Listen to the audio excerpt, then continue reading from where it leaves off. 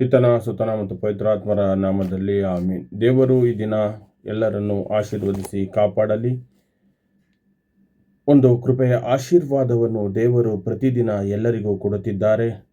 ದೇವರ ವಾಕ್ಯವನ್ನು ನೋಡಿ ಅನೇಕರಿಗೆ ಶೇರ್ ಮಾಡಿ ದೇವರ ಆಶೀರ್ವಾದದಲ್ಲಿ ಪಾಲುದಾರರಾಗಿ ದೇವರ ಸುವಾರ್ತೆ ಸಾರುವುದು ನಮ್ಮ ಕ್ರೈಸ್ತರ ಒಂದು ಹಕ್ಕಾಗಿದೆ ಎಂಬುದಾಗಿ ನಾವು ತಿಳಿದುಕೊಳ್ಳಬೇಕು. ದೇವರ ವಾಕ್ಯ ಪ್ರತಿಯೊಬ್ಬರು ಕೇಳಬೇಕು, ತಿಳಿಯಬೇಕು, ದೇವರ ವಾಕ್ಯಗಳನ್ನು ಅನುಸರಿಸಬೇಕು ಎಂಬುದಾಗಿದೆ ಒಂದು ದೇವರ ವಾಗ್ದಾನ. ಈ ದಿನ ನಾನು ಆಯ್ದುಕೊಂಡಂಥ ವಚನ ಭಾಗ ಯೆಶಾಯನು ಬರೆದ ಪುಸ್ತಕ 43ನೇ ಅಧ್ಯಾಯ 2ನೇ ವಚನವಾಗಿದೆ. ನಾನೇ ಇರುವೆ ನಿನ್ನ ಸಂಗಡ, ನೀ ಜಲರಾಶಿಯನ್ನು ದಾಟುವಾಗ ಮುಳುಗಿಸದು ನದಿ, ನೀ ಅದನ್ನು ಹಾದು ಹೋಗುವಾಗ ಸುಡದು ಬೆಂಕಿ, ದಹಿಸದು ಜ್ವಾಲೆ, ಆದರೆ ಅದರ ಮಧ್ಯೆ ನೀ ನಡೆಯುವಾಗ ಎಂಬುದಾಗಿ ದೇವರು ಹೇಳಿದ್ದಾರೆ. ಇದು ದೇವರು ಇಸ್ರಾಯೇಲರಿಗೆ ಸೆರೆವಾಸದ ಕಷ್ಟದ ಮಧ್ಯೆ ಕೊಟ್ಟಂಥ ಒಂದು ವಾಗ್ದಾನವಾಗಿದೆ. ಇದನ್ನು ನಾವು ತಿಳಿದುಕೊಳ್ಳಬೇಕು.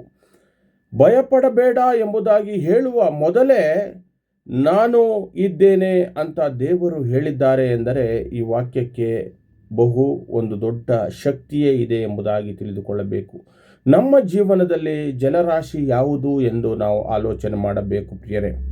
ಸಾಲದ ಸಮಸ್ಯೆ, ಕುಟುಂಬದ ಸಮಸ್ಯೆಗಳು, ಖಿನ್ನತೆ, ಚಿಂತೆ, ಅದು ನಮ್ಮನ್ನು ಮುಳುಗಿಸೋಕೆ ಬರುತ್ತಿದೆಯಾ ಎಂಬಂಥ ಭಯ ನಮ್ಮ ಜೀವಿತದಲ್ಲಿ ಇದೆಯಾ?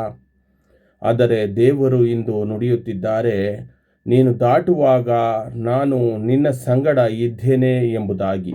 ಇದನ್ನು ನಾವು ತಿಳಿಯಬೇಕು.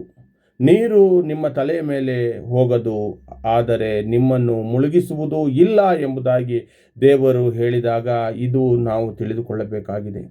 ದೇವರು ಎಂದಿಗೂ ನಮ್ಮನ್ನು ಕೈ ಬಿಡುವುದಿಲ್ಲ.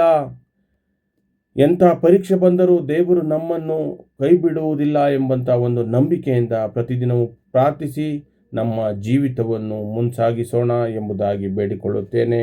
ಆಮೇನ್.